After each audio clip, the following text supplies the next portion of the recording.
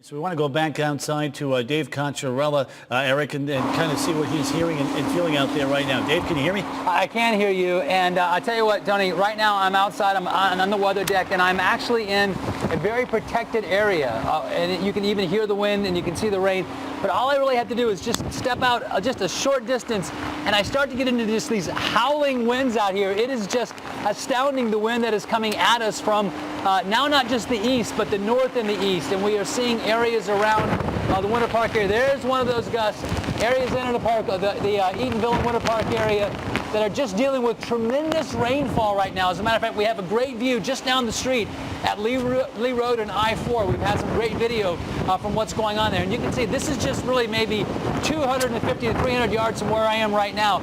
But this rain and this wind is really reminiscent of the last big one here in Orlando, of course, Charlie. But with Charlie, it was in and out literally in an hour or two. This is just going to continue for literally hours and hours and hours. This is not going to stop anytime soon. So wherever you are, stay put. For now, we want you to be on the west sides of those buildings where you can be, away from the east wind that's blowing in. As the night progresses, that's going to switch around to the north, and we'll want to be on the south sides of buildings. Then later this evening, toward midnight, 1 or 2 in the morning, we're going to have to shift again because the wind's going to be coming in from the west. Fortunately, at that time, though, it's going to begin to slow down. But this is really, I mean, everybody knows this already, a serious situation. This is I-4 and Winter Park. It is howling out here. We're truly getting the beginnings of what is going to be a very, very significant situation. We want everyone to be safe. Stay with us all night long. We'll be here all night and well into tomorrow morning for you. All right, Dave, hey, I'm looking at the radar here, which I know you can't see, but you've got an intense band out there right now, But it looks like here in the next 15 to 20 minutes, an even stronger band is going to come in your way. Yeah, it's going to be amazing out here. I know that this is a very serious situation. We've had a lot of folks that have had damage at their homes. There's probably vehicles out there that have had trees on them. But this is an amazing thing to see Mother Nature do. We wanted it to be well away out in the Gulf of Mexico, stay out in the Atlantic Ocean. But it is here now, and if you're wondering about the impacts of Irma, the impacts of Irma are happening. They're happening right now. And unfortunately, Tony, as you know, everyone in the station knows, and I hope everyone in Central Florida realizes already, they're going to be with us for a number of hours, well through midnight, 2, 3, 4, 5 o'clock in the morning.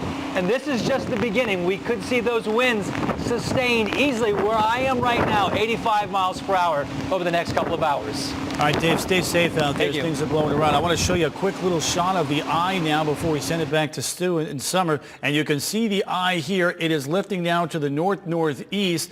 Going to take a track, we think, very close to Orlando and over towards Winter Haven. That means the core of the strongest winds will be headed right our way. We'll talk more about that coming up in just a couple minutes. All right, Tony, and as we have been able to see, the conditions continue to deteriorate outside. We want to leave Dave out there a little bit longer because we got a great live shot from a wider perspective of where we are located here in Winter Park. This is from I-4 at Fairbanks, maybe a mile away from where we are located. We usually use this camera because we're looking at I-4 because of the bad traffic and the crashes that may occur here.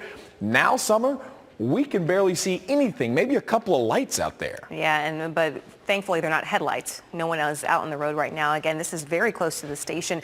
We've been seeing power poles come down all across Central Florida, and you can see why. The wind is just so tremendous. I think Satellite Beach, we saw it in Brevard, all over. And even here at the studio just a few minutes ago, we saw the lights kind of flickering. So we've had a bunch of power outages all over Central Florida.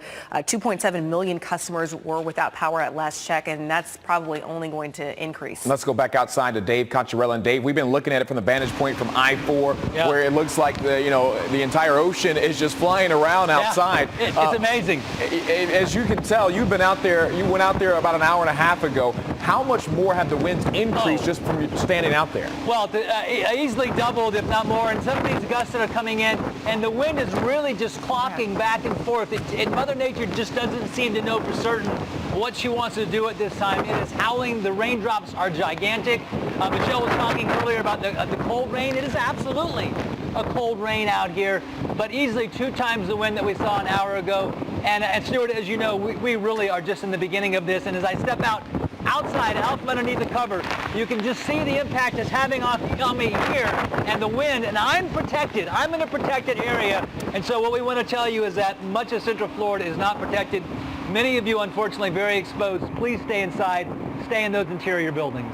Dave, I got a question for you that we can't see from here. One of the reasons they don't want people outside, aside from all the rain and the flooding, is possible debris flying around. And I know for a fact, like right behind that fence across the street, not very far, maybe 100 feet from where you are, yes. There's a construction site. They've been doing I-4 construction over there. So are you seeing any of that flying around? Well, from where, as we know, it's gotten dark out. From where I am now, we don't see a lot in the way of actually flying debris. And again, I'm protected by our huge building here. Oftentimes in the morning, what I'll do is I'll step out here and I'll look up to see our Doppler tower, which is way up there. And that's going to be a concern, speaking of flying debris. Lots of towers like that, but I am not seeing debris yet.